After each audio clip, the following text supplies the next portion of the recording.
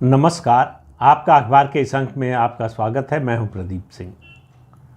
केंद्र जब कमज़ोर होता है तो क्षत्रप सर उठाते हैं, यानी केंद्रीय सत्ता जब कमज़ोर होती है तो जो क्षेत्रीय ताकतें हैं वो सर उठाती हैं। कांग्रेस पार्टी में आजकल इसी का दौर चल रहा है। कांग्रेस पार्टी में आप ज़रा एक मिनट के लिए ज़रा सोच कर देखिए कि आप ये कल्पना कर सकते थे कि गांधी परिवार कोई फैसला चाहता हो या कोई एक एक्शन चाहता हो और क्षत्रप मिल जाएं और उसके ठीक उल्टा फैसला करवा दें। इस बात की कल्पना भी मुश्किल थी, होना तो बहुत दूर की बात थी। गांधी परिवार की इच्छा ही जो है पार्टी के लिए आदेश और निर्देश था कि जो परिवार चाहता है, जिसको जो देना चाहता है वो दे, उस पर कोई सवाल नहीं उठाएगा, उस पर कोई प्रश्न चिन्ह नहीं उठाएगा, उसे रोकने की कोई कोशिश तो करने की सोच भी नहीं सकता है।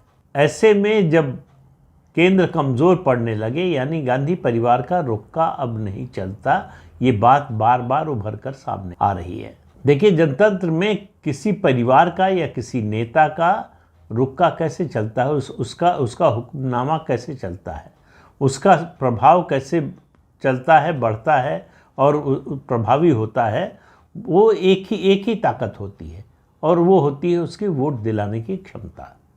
अगर नेता में वोट दिलाने की क्षमता है तो उसकी बात सुनी जाएगी, सबके ऊपर सुनी जाएगी और वो जो चाहेगा वो ज़्यादातर मामलों में करवाने में सफल होगा। अगर इंटरनल डेमोक्रेसी नहीं है पार्टी में, तो पार्टी में सलाह मशवरे का अगर कोई जो है सिस्टम नहीं बना है, इस तरह की कोई व्यवस्था नहीं की गई है, तो जो वो नेता जो सबसे ताकतवर है, यानी जो वोट दिलाने की क्षमता रखता है, वो जो कहेगा वो सबको मानना पड़ेगा। और कांग्रेस पार्टी में उसके जन्म से ये चल रहा है। आपको याद होगा कि भाई किस तरह से महात्मा गांधी की चलती थी, क्योंकि महात्मा गांधी के बारे में धारणा थी और सच्चाई भी थी कि लोग उनकी बात को सुनते और मानते थे। वरना ये कैसे हो सकता है कि पार्टी की वर्किंग कमेटी का एक फैसला हो, पार्टी की जो राज्य इकाइयां हैं उनका फैसला हो और उसको एक व्यक्ति जो वर्किंग कमेटी का हिस्सा ना हो, जो किसी राज्य इकाई का हिस्सा ना हो, वो बदल दे। जी हाँ, आप ठीक समझे हैं, मैं जिक्र कर रहा हूँ सरदार पटेल को प्रधानमंत्री न बनाने का फैसला।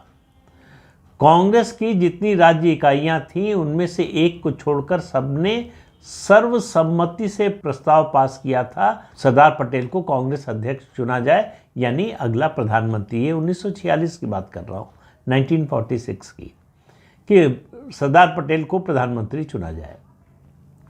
एक राज्य जिसने नहीं किया था उसने किसी का प्रस्ताव नहीं भेजा था किसी के नाम का।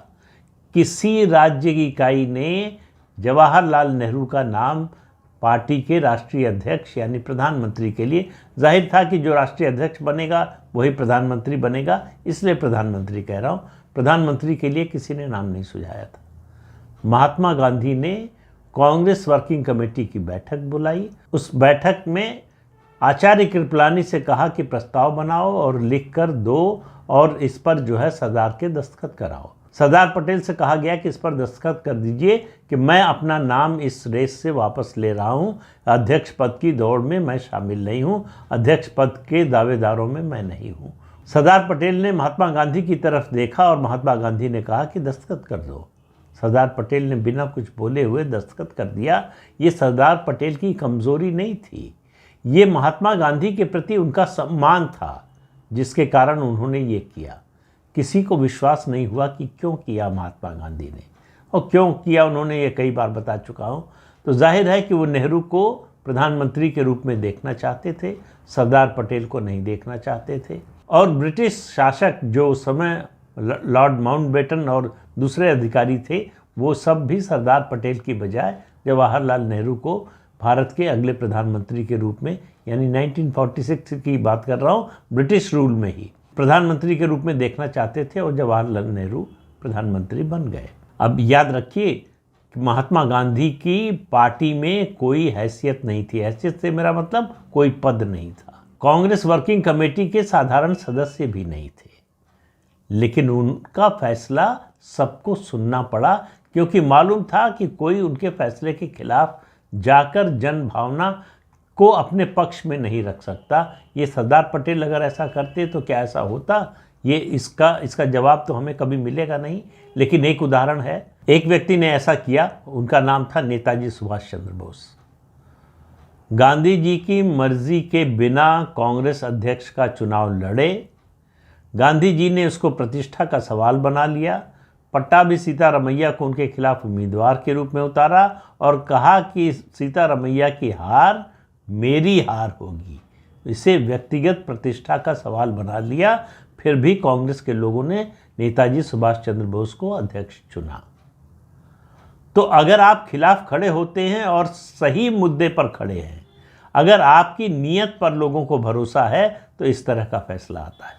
लेकिन सरदार पटेल चूँकि गांधी जी के इतने बड़े भक्त थे कि उन्होंने गांधी जी के फैसले के खिलाफ न जाना ही उचित समझा और प्रधानमंत्री पद की रेस से, यानी कांग्रेस अध्यक्ष पद की रेस से हट चुके। और याद रखिए, इससे पहले 2 बार वो कांग्रेस अध्यक्ष पद की दौड़ से अपना नाम वापस ले चुके थे, और वो भी गांधी जी के कहने पर, और दोनों बार जवाहरलाल नेहरू अध्यक्ष बने। तो ये इतिहास बताता है कांग्रेस का कि यहाँ चलती उसकी है जिसके साथ जनभावना हो और आज़ादी के बाद की बात करें जिसमें वोट दिलाने की क्षमता हो। गांधी परिवार, नेहरू गांधी परिवार की इतने लंबे समय तक इसलिए चलती रही कि लोगों को इस बात का विश्वास था और ये सच्चाई भी थी कि उनमें वोट दिलाने की क्षमता है।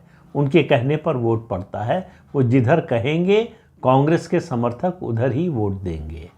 तो ये जो वोट का डर है वो किसी को बगावत करने की इजाज़त नहीं देता था।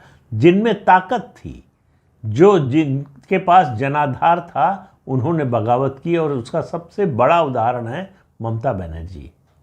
कांग्रेस से बगावत की, कांग्रेस से अलग हुई, अलग पार्टी बनाई अपनी, संघर्ष किया और सत्ता में हैं और लगातार तीसरी बार मुख्यमंत्री हैं। शरद पवार उसका एक दूसरा उदाहरण है। तीसरे उदाहरण के रूप में, हालांकि उस तरह से आप नहीं देख सकते, अलग पार्टी नहीं बनाई, हेमंत बिस्वा शर्मा आज मुख्यमंत्री हैं असम के।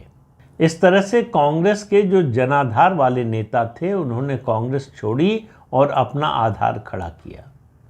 लेकिन जो गणेश परिक्रमा के कारण या परिवार की कृपा के कारण पद पर बैठे हुए, उनके लिए ये फैसला, इस तरह का फैसला लेना बड़ा कठिन था। तो अब जरा वर्तमान में आ जाते हैं कि हुआ क्या है। आपको मालूम है कि देश भर में राज्यसभा के द्विवार्षिक चुनाव हो रहे हैं। मध्य प्रदेश में भी हो रहा है। मध्य प्रदेश से राज्यसभा के 4 सदस्य चुने जाने हैं।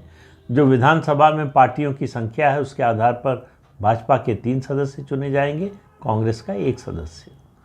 कांग्रेस के 1 सदस्य के लिए सवाल हुआ कि किसका नाम दिया जाए। राहुल गांधी चाहते थे मीनाक्षी नटराजन का।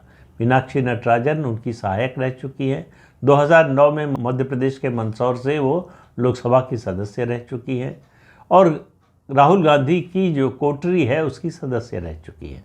वो उनको राज्यसभा में भेजना चाहते थे। अब राहुल गांधी भेजना चाहे किसी को राज्यसभा में तो कौन रोक लेगा? ये सवाल आप पूछ सकते थे, लेकिन आज नहीं पूछ सकते। आज जो है, जो क्षत्रप हैं वो अगर मिल जाएं तो राहुल गांधी की मर्जी के खिलाफ फैसला करवा सकते हैं। और क्या हुआ? कमलनाथ और दिग्विजय सिंह मिल गए। कैंडिडेट दिग्विजय सिंह का था, जिनको भेजा गया, जिनका नाम गया आखिर में, जिन्होंने नॉमिनेशन किया, वो हैं अशोक सिंह। लगातार 4 लोकसभा चुनाव हार चुके हैं। लेकिन उनकी सबसे बड़ी खूबी जो है वो ये है कि वो ज्योतिरादित्य सिंधिया यानी सिंधिया परिवार के विरोधी हैं। तो कैंडिडेट थे दिग्विजय सिंह के। दिग्विजय सिंह ने समर्थन मांगा कमलनाथ से। हालांकि कमलनाथ भी उनको बढ़ा चुके हैं, उनको पार्टी का प्रदेश में कोषाध्यक्ष बना चुके हैं। तो इसलिए कमलनाथ ने तय किया, कमलनाथ खुद चाहते थे राज्यसभा में जाना, उनको मना कर दिया गया था। लेकिन इस मुद्दे पर दिग्विजय सिंह और कमलनाथ मिल गए। उन्होंने शायद तय किया कि ये जो परिवार है इसको सबक सिखाना है, इसको बताना है कि ताकत हमसे आती है। अब आपसे जो है हमको ताकत नहीं मिलती, हमसे आपको ताकत मिलती है। दोनों मिल गए और तय किया कि नहीं, अशोक सिंह को राज्यसभा का उम्मीदवार बनाया जाना चाहिए, और अशोक सिंह राज्यसभा के उम्मीदवार बन गए। मीनाक्षी नटराजन का नाम कट गया। ये मुझे याद नहीं आता इससे पहले कब ऐसा हुआ था कि गांधी परिवार में कोई चाहता रहा। और ये बात और याद रखिए, ये मामला, ये विवाद जो है सोनिया गांधी के पास निपटारे के लिए नहीं गया। अंतिम फैसला जो है, जो एक लाइन का प्रस्ताव अक्सर विधायक दल में पास होता था कि सब कुछ जो है सोनिया जी पर छोड़ देते हैं, सोनिया जी जो फैसला करेंगे पूरी पार्टी मानेगी। यहाँ औपचारिक प्रस्ताव की तो बात छोड़ दीजिए, अनौपचारिक रूप से भी ये नहीं कहा गया कि सोनिया गांधी इस बारे में अंतिम फैसला करेंगी, क्योंकि सोनिया गांधी हो चाहे राहुल गांधी हो और प्रियंका की तो कहीं गिनती नहीं है, इनका रुक्का नहीं चलता। इस परिवार की ताकत अब क्षेत्रीय जो क्षत्रप हैं उनकी मिलीजुली ताकत इस परिवार की ताकत है। वो समय बदल चुका है जब उनसे, परिवार से क्षत्रपों को ताकत मिलती थी। लेकिन कांग्रेस का समय बड़ा बुरा चल रहा है। एक तरफ परिवार की चल नहीं रही है, परिवार के मन मुताबिक जो है फैसले हो नहीं रहे हैं, क्षत्रप सर उठा रहे हैं, वो मिलकर अपनी ताकत दिखाने की कोशिश कर रहे हैं। अलग अलग राज्यों में पार्टी नेतृत्व के खिलाफ बगावत हो रही है। और आज एक और चीज़ हो गई कांग्रेस के साथ, इनकम टैक्स डिपार्टमेंट ने कांग्रेस के 4 खाते हैं, चारों जो है फ्रीज कर दिए। क्यों? क्योंकि 2018-19 का इनकम टैक्स रिटर्न उन्होंने फाइल नहीं किया था। 210 करोड़ की इनकम टैक्स की देनदारी है। अब इसको लेकर तमाम तरह के सवाल उठाए जा रहे हैं। कांग्रेस कह रही है कि ये जनतंत्र की हत्या करने की कोशिश हो रही है, जनतंत्र को दबाने की कोशिश हो रही है, चुनाव के समय पर जो है हमको रोकने की कोशिश हो रही है। ये सारी पॉलिटिकल बातें हैं और सब, मैं कहता हूँ, आप मान लीजिए कि ये सब सही है। बीजेपी ऐसा करना चाहती है। बीजेपी चाहती है कि कांग्रेस के पास जो संसाधन है उसका वो इस्तेमाल ना कर सके। बीजेपी चाहती है कि कांग्रेस की परेशानी बढ़े।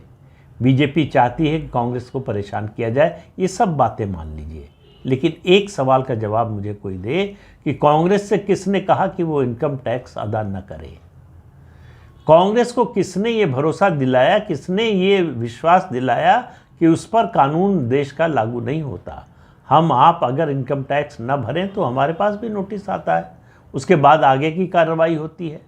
हालांकि अपीलेट ट्रिब्यूनल में गया और वहाँ से टेम्परेरी रिलीफ मिल गया है, खाते डीफ्रीज कर दिए गए हैं, इस्तेमाल कर सकते हैं, लेकिन अब पेनल्टी मिलाकर जो है वो 350 करोड़ से ज़्यादा की देनदारी हो गई है। तो इसके जरिए मेरी नज़र में सवाल ये है कि भारतीय जनता पार्टी या केंद्र सरकार क्या संदेश देना चाहती? क्या कांग्रेस को दबाना चाहती थी, कांग्रेस को डराना चाहती थी? ये उसके विरोधी कह सकते हैं और मैं उसमें जाऊंगा नहीं, मैं इनकार नहीं करूंगा कि बीजेपी ऐसा नहीं करना चाहती थी। लेकिन मेरा मानना है कि वास्तव में जो प्रधानमंत्री नरेंद्र मोदी और उनकी सरकार करना चाहती थी, ये संदेश देने की कोशिश कि कोई इस देश में कानून से ऊपर नहीं है। वो चाहे सबसे लंबे समय तक देश में सत्तारूढ़ रहने वाली पार्टी हो और या फिर कोई सामान्य नागरिक हो, कानून सबके लिए बराबर है। ये जो सब चलता है का सिस्टम चल रहा था पिछले 75-76 सालों से, उसको रोकने की कोशिश हो रही है कि वो चलता है, नहीं चलेगा। आप सवाल उठाते रहिए कि भाई इतने लंबे समय तक कांग्रेस पार्टी सत्ता में रही, क्या उसने कभी बीजेपी के दफ्तर पर छापा मरवाया या इनकम टैक्स का नोटिस भिजवाया? अगर बीजेपी ने कोई गलत काम किया था, इनकम टैक्स के किसी नियम का उल्लंघन किया था, तो कांग्रेस के सरकार ने नोटिस क्यों नहीं भिजवाया? बीजेपी भी कानून से ऊपर तो नहीं है। तो ये जो राजनीतिक दलों के बीच में खेल चल रहा था आज़ादी के बाद से कि हम तुम्हें बचाएं तुम हमें बचाओ, उस खेल को नरेंद्र मोदी ने ख़त्म कर दिया। परेशानी उससे हो रही है, दिक्कत उसकी वजह से हो रही है कि अब कोई किसी को बचाने को तैयार नहीं है। केंद्र में जो सत्ता में है वो किसी को बचाने को तैयार नहीं है, इसलिए उन पर चौतरफा हमला हो रहा है और उनसे सवाल पूछे जा रहे हैं कि आप ये सब पॉलिटिकल वेंडेटा के तहत कर रहे हैं। लेकिन कोई इस बात का जवाब नहीं दे रहा है कि आपने कानून तोड़ा क्यों, आपने कानून का पालन क्यों नहीं किया, किसने रोका आपको कानून का पालन करने से? तो जनता है, सब जानती है, सब समझती है, उसको समझ में आता है कि सही पक्ष किसका है, गलत पक्ष किसका है।